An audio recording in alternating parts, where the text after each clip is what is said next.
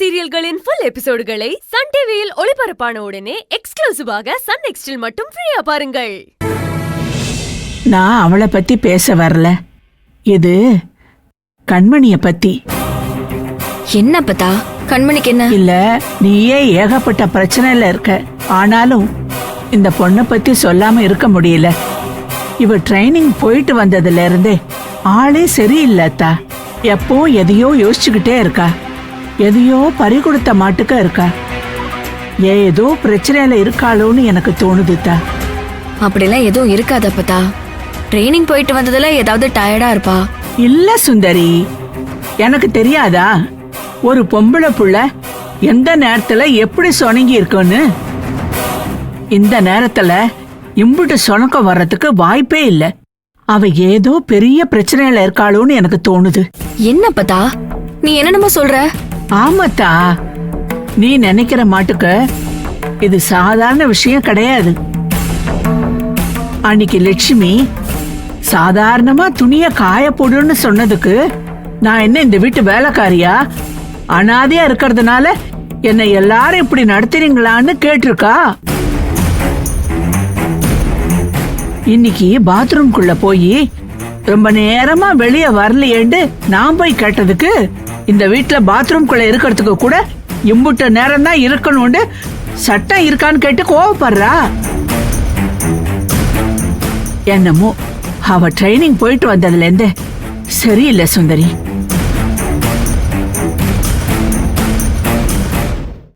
நானும் கவனிச்சேன் பத்தா. நீ சொல்ற மாதிரி அவ ட்ரைனிங் போயிட்டு வந்ததுல இருந்து சரியாவே பேச மாட்டா. அவளுக்கு என்ன பிரச்சனைன்னு கேளு. ஒருவேளை நம்ம வீட்டுல இருக்கிறதுக்கு பிடிக்காம அப்படி நடந்துக்கிறான்னு தெரிஞ்சா அனுப்பி விட்டுரு. என்ன பத்தா இப்படி பேசுற? அவ அப்பா எனக்காக என்ன காப்பாத்துறதுக்காக உயிரை விட்டவரு. அவரு பொண்ணுக்கு ஒரு பிரச்சனைனா நீயே பாத்துக்கன்னு சொல்லி நான் ஒதுங்க முடியுமா? இங்க பாரு, நீ அவசரப்பட்டு கண்மணி கிட்ட எதுவும் பேசாத. நான் பக்குவமா கேட்டு என்ன பண்ணணுமோ அதை நான் பண்ணிக்கிறேன். என்னமோ பண்ணு, ஆனா அதை சீக்கிரமா பண்ணு.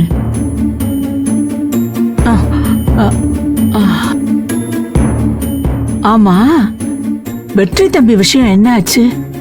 நாளைக்கு கோர்ட்டுக்கு கேஸ் வருதுன்னு லதா சொன்னாளே, எதுவும் பிரச்சனை இல்லையே? தம்பிய நல்லபடியா வீட்டுக்கு கூட்டிட்டு வந்துருவியா?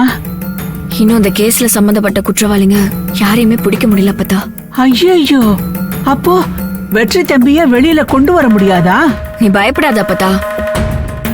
இப்போதைக்கு அவர் எப்படியாவது ஜாமீன்ல வெளியே எடுத்துட்டு வந்துருவேன்.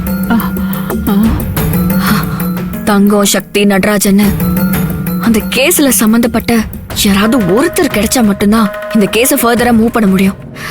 பார்க்கலாம் பத்தா. அப்போ வெற்றி தம்பி நாளைக்கு வந்துருவாருல்ல? வந்துருவாரா பத்தா? அப்பா, அது போதும் தா. வெற்றி தம்பி வரலனா உண்மையால சமாளிக்கவே முடியாது. பிரச்சனைய பெருசாக்கி உங்க கல்யாணத்துக்கு பிரச்சனையா வந்துருவாளோன்னு எனக்கு பயமா இருக்கு. அப்பத்தா, இப்ப கல்யாணத்தை பத்தில எதுவும் பேசிக்காத. பேசலத்தா, உனக்கு நான் பேசுறதுதான் தெரியும்.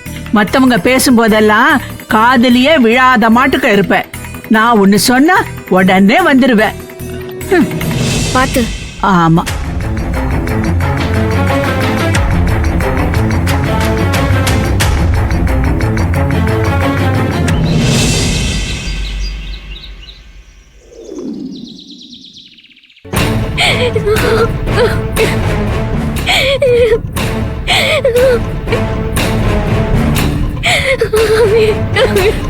கண்மணி,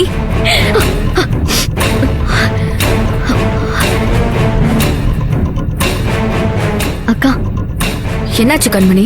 ஏன் அழுதுட்டு இருக்க? அழுதனா? அதெல்லாம் எதுவும் இல்லையே. அப்ப நீ அழல? இல்லக்கா.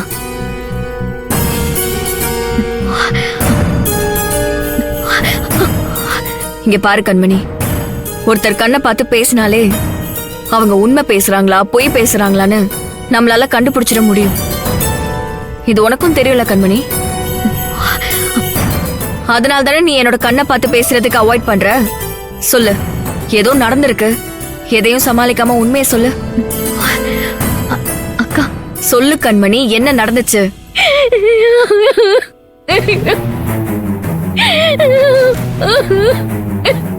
ஏய் ஏய், ஏன் இப்படி அழுகுற கண்மணி? ஏய், என்ன நடந்துச்சுமா? வேணாக்கா, என்ன விட்டுருங்க, நான் எங்கேயாவது போயிடுறேன். என்னால யாருக்கும் எந்த பிரச்சனையும் வேண்டாம்க்கா. என்ன பேசுற நீ? ஏன் என்னென்னமோ சொல்ற? இங்க பாரு, இங்க பாரு, உனக்கு என்ன பிரச்சனை சொல்லு. எதா இருந்தாலும் ஸ்ட்ரைட்டா சொல்லு. நான் எக்ஸாம் எழுதலக்கா, எழுதினாலும் ஃபெயில் ஆயிடுவேன்.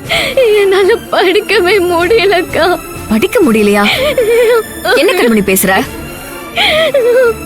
உன் அப்பாவோட லட்சியம் நீ கலெக்டர் ஆகணுங்கிறது. அவரோட கடைசி ஆசை அது.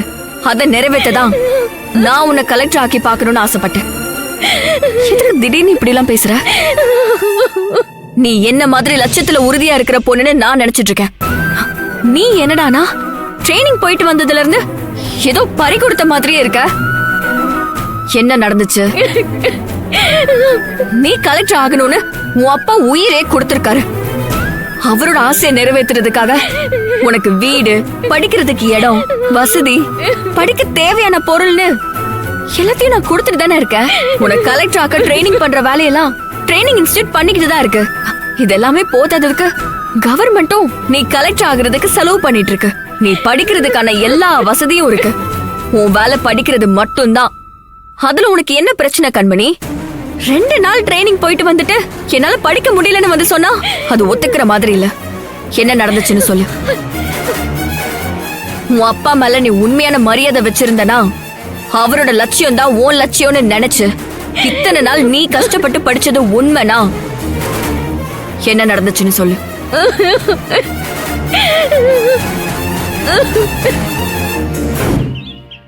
ஏய், ட்ரைனிங் சூப்பரா இருக்குல? ஆமாண்டி, நானும் எப்படி இருக்குமோ என்னவோன்னு பயந்துகிட்டே வந்தேன். ஆனா செமையா போகுதுல. ஆமாப்பா, சுந்தரி அக்கா கூட. ஆரம்பிச்சிட்டாடி இவ சுந்தரி அக்கா புராணத்தை. ஏய், சுந்தரி அக்காவை பாத்தீங்கன்னா நீங்க யாருமே இப்படி சொல்ல மாட்டீங்க. அவங்க எப்படிப்பட்டவங்க தெரியுமா? தெரியும் தெரியும். நேத்து வந்ததுல இருந்து இப்ப வரைக்கும் நீ அவங்கள பத்தி தானே சொல்லிட்டு இருக்க. பின்ன தெரியாம எப்படி? ஏய் சும்மா இருங்கடி. அவ சொல்ல வந்தத சொல்ல விடாம ஏன் டீஸ் பண்றீங்க? கண்மணி நீ சொல்லு. சுந்தரி அக்கா கூட ட்ரைனிங் அட்டென்ட் பண்ண வந்தப்ப அவங்க பேட்ச்ல சில ஹிந்தி பசங்க அவங்களுக்கு இங்கிலீஷ் தெரியலன்னு பயங்கரமா டீஸ் பண்ணிருக்காங்க. அப்புறம் அக்காவோட நாலேஜ பார்த்து இம்ப்ரெஸ் ஆகி அவங்களே அக்காவுக்கு ஃப்ரெண்ட்ஸ் ஆயிட்டு தான் சொல்லுவாங்க. நான் கூட அப்படி யாராவது இங்க இருப்பாங்களோன்னு பயந்துட்டே வந்தேன். ஆனா அப்படி யாருமே இல்ல. ட்ரைனிங் ரொம்ப நல்லா இருந்தது. என்னடி நீ எதுவுமே பேச மாட்ற? இல்ல, ட்ரைனிங்லாம் நல்லாதான் இருக்கு.